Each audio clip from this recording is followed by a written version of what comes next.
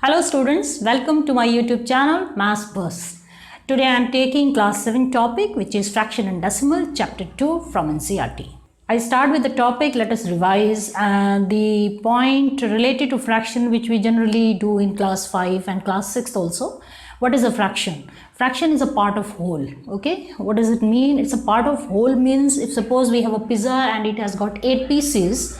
And if I take out 2 pieces out of that, then 2 pieces, that is 2 out of 8, 2 upon 8, that is a fraction. Now here, when we categorize a fraction, how many fractions we have, what are the kinds of fractions? So I have made the category, first is proper fraction, second is improper, third is mixed fraction. Proper fraction means when we say it's a proper fraction, that is the numerator is less than denominator. Okay, for example, if I say 1 by 3, 1 by 3 is a proper fraction. Okay, it's a fraction. 1 is a part of 3. That is, we have taken one part out of 3 parts. So that is called proper fractions. So in this fraction, numerator is always less than denominator. This needs to be kept in mind. Next comes improper fraction. Improper fraction is the reverse. Like, we have numerator is greater than denominator. So 7 upon 3 is the improper fraction. So you may have question like, how will we say it's an improper fraction, or how will we represent? For example, I have taken, this is a pizza and this is a complete pizza, no parts I have made. So if suppose 2 parts are taken out of it, okay, 2 parts are taken, 2 parts are out, and then we are left with 6 parts out of 8. Okay, so here this becomes what? This is 6 by 8 and this is what? This is 1 part. So here if you see, this is 1 and 6 by 8, that is 14 by 8. Now you will say, how can it be 14? Now we are taking 8 part of the other pizza. So 8 is complete, 8 plus 6 part of the previous pizza. So 8 plus 6 upon 8, that is 14 by 8. Because here, how can we take 8? This is 8 by 8. We are representing it by the complete pizza. So these two pizza, one pizza whole and a fraction, that represents as a proper fraction. Now comes mixed fraction. Mixed fraction is also, you can say, related to the improper fraction only. How can we say, like, mixed fraction means 2 plus 1 by 3. 2 is the complete part, whole, and this is a part, fraction. Okay, this is proper fraction.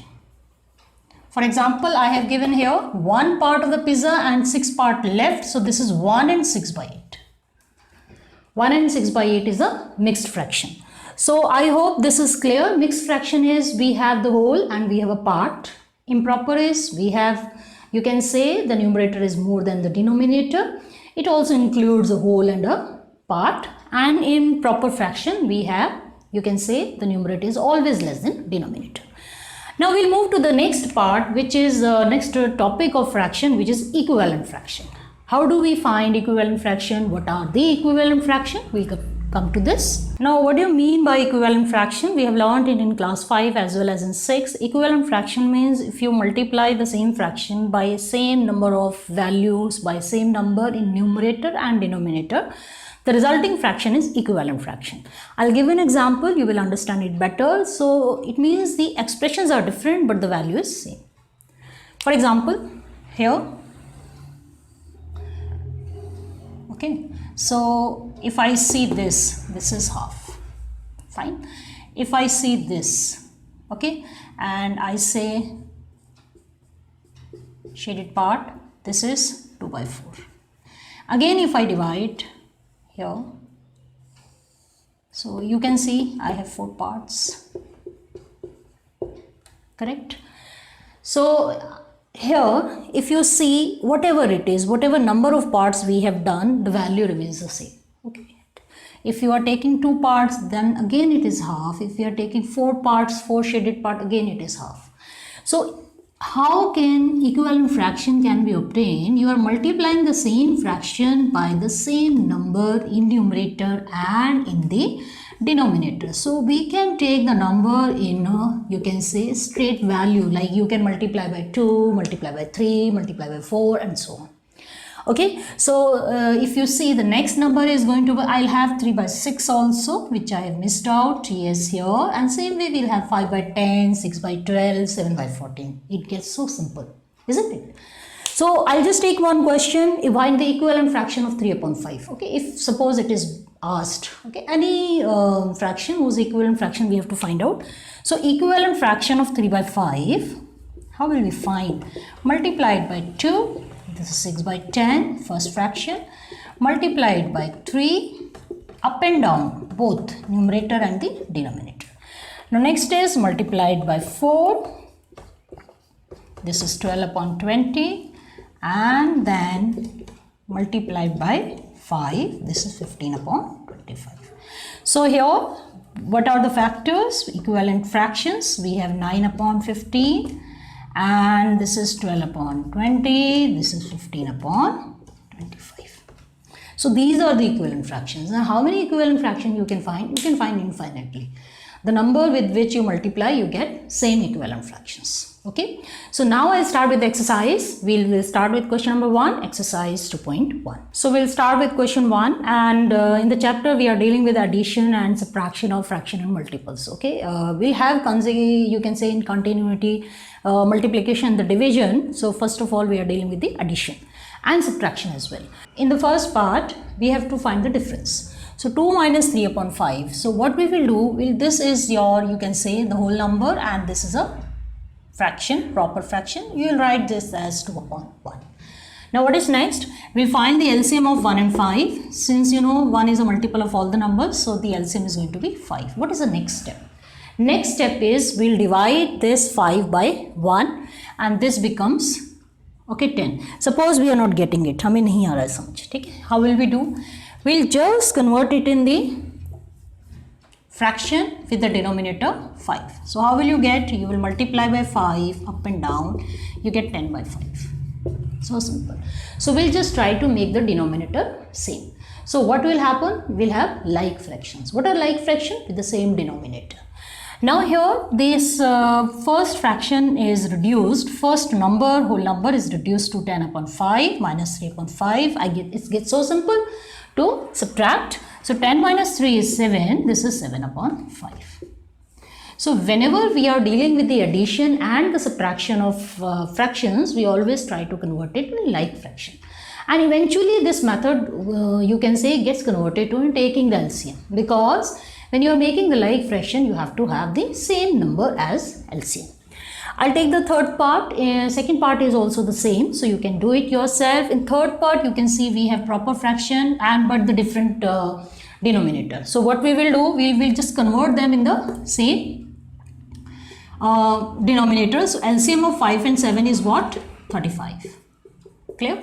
So I am doing it in parts, but when it comes to solving the question, we do it directly. Okay, so I'll just show you how do we do it directly. Just see.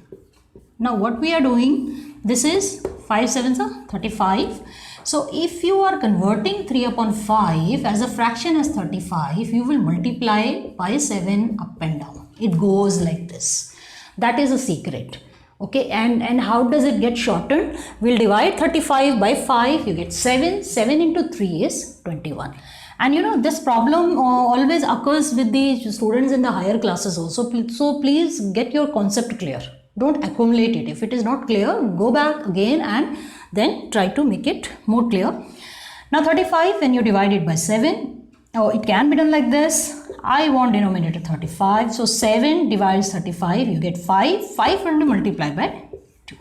In another way, I am multiplying by 5 up and down. So I get the like fractions. Idea is to make the like fractions because like fractions are added and subtracted. So here this becomes 10 and this is 31 upon 35. This is our answer, isn't it? So you can see we have different questions, and I'll take one more question that is based on the mixed fraction. Because how to convert the mixed fraction in the improper fraction and then simplify. Okay, so that is going to be the last question. So how will we do this question? This is different part because we are taking the difference of mixed fraction, not the improper. So first we'll convert it in improper fraction. How do we convert in improper, mixed fraction in improper? Because the students also get confused. But you can say the parts of the things where I have noticed the children are confused to mixed to proper to mixed. So this thing has to be cleared. We cannot linger on the doubts. Okay. So here, how do we get improper fraction? 8 into 2 plus 1 by 2. So we get 17 upon 2. Clear? Same way, how will you convert 3 upon 3 and 5 by 8? So this is 3 into 8 plus 5. That is 29 by 8. So we'll put them back. Now here, this is 17 upon 2 minus this is 29 by 8. What is next? Next is simple. Reason being 2 and 8, if you take the LCM comes out to be 8. Now 2 4s are 8. We'll divide 8 by 2, you get 4 and 17 into 4. Same way here, we'll multiply by 1 because when you 8 divides 8, you get 1. So we'll take the difference. This is 68 minus 29 upon 8. So here, what is the difference? We get this is 39 upon 8. Now, we cannot convert this, if you notice here, this is what? This is improper fraction because your numerator is greater than the denominator. So we'll convert it in the mixed fraction. So how do we convert? That is also one of the point because children, they write vice versa. 8 4s are 32. 9 minus 2 is 7. The moment your remainder is less, so it means we'll stop our division here. So what happens? This is whole number. Okay, so 4 and 7 by 8. So 4 is a whole number. So it will be written as 4 and 7 by 8. So this is question number 1. That's all about the question number 1. I hope you have understood. Try more question of these kind. And if any problem, you can write me in my comment box. So do like my videos and subscribe to my channel. Till then, keep learning, keep watching. Thank you.